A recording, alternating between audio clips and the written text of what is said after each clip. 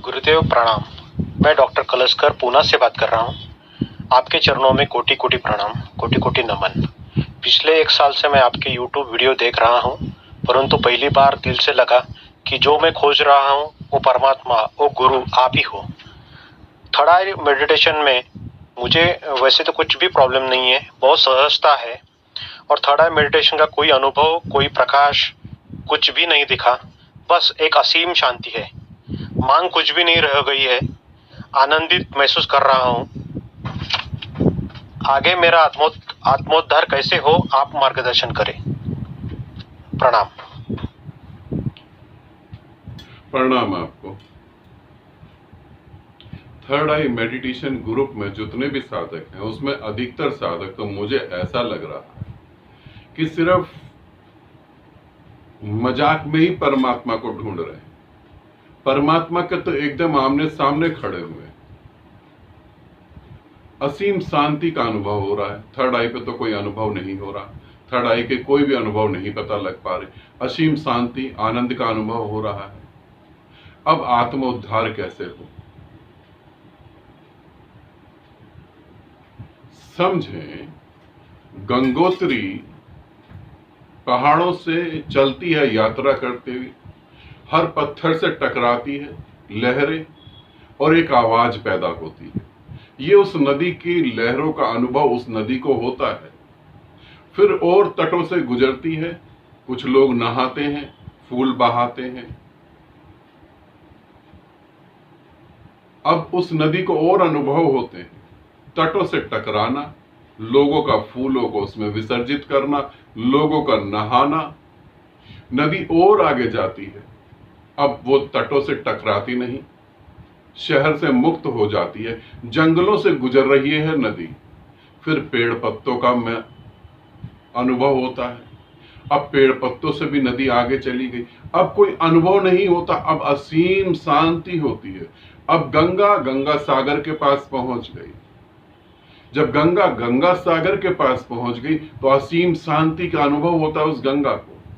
न कहीं पेड़, न कहीं लोग, न कहीं तट, न कहीं पहाड़ों के पत्थर, कुछ भी नहीं, सिर्फ एक असीम शांति। और पहली बार वो अपने सागर को देखती है। सागर की विराटता जब देखती है तो उसके अंदर भी विराटता घटती है। अब आगे आत्मोद्धार के लिए क्या करें? अब गुरु के प्रति समर्पित हो जाएं, संन्यास लें। गुरु के प्रति समर्पित और संन्यास का अर्थ क्या हुआ? अब सागर दिख रहा है, अब अंदर से आत्मा बता रही है कि जिसे ढूंढ रहा था वो यही है।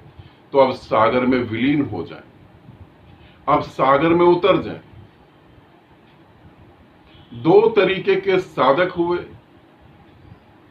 एक साधक हुआ अर्जुन, जो कृष्ण के साथ जुड़ा, हर प्रश्न पूछा, हर बात पे संदेह करी, कृष्ण पे भी संदेह करा कि मैं कैसे समझ पाऊं तुम्हें, मैं तुम्हारे विराट रूप को नहीं समझ पा रहा हूं, मुझे नहीं पता तुम क्या बता रहे हो। कृष्ण पर भी संदेह करा, सभी संदेह कृष्ण मिटाते चले गए, सभी प्रश्नों का उत्तर देते चले गए। अंततः परम शून्य आया। एक साधक ये हुआ। एक साधक ऐसे हुआ जैसे तुम हो, पहले से ही यात्रा करते आ रहे हो। अब नदी कहीं टकरा नहीं रही, गंगा सागर के पास आ गई। अब ये साधक हुए राजा जनक की तरह। जैसे गुरु मिला अष्टावक्र, अष्टावक्र ने बोला कि ये ज्ञान है। जनक ने कहा हाँ स्वीकार है, इसी की तो इंतजार थी। और जनक बुद्धत्व को उपलब्ध हो गए, बात खत्म हुई। अब जहां तुम हो अपने सागर के साथ एक हो, उसमें कूद पड़ो।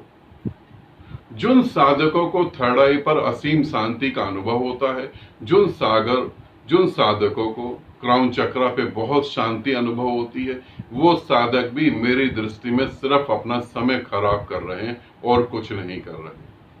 जल्दी से जल्दी किसी ऐसे गुरु के साथ जुड़े और उस गुरु के प्रति समर्पित हो जाएं। मैं बार बार क्यों कह रहा हूं समर्पित हो जाएं? क्योंकि ज्ञान में अहंकार बचा रहता है, इसे समझना। अगर तुम ज्ञान के मार्ग से चलोगे तो तुम्हारा अहंकार बना रहेगा। मैं ज्ञानी हूं, मैं सभी में व्याप्त हूं, मैं हूं ये बना ही रहेगा।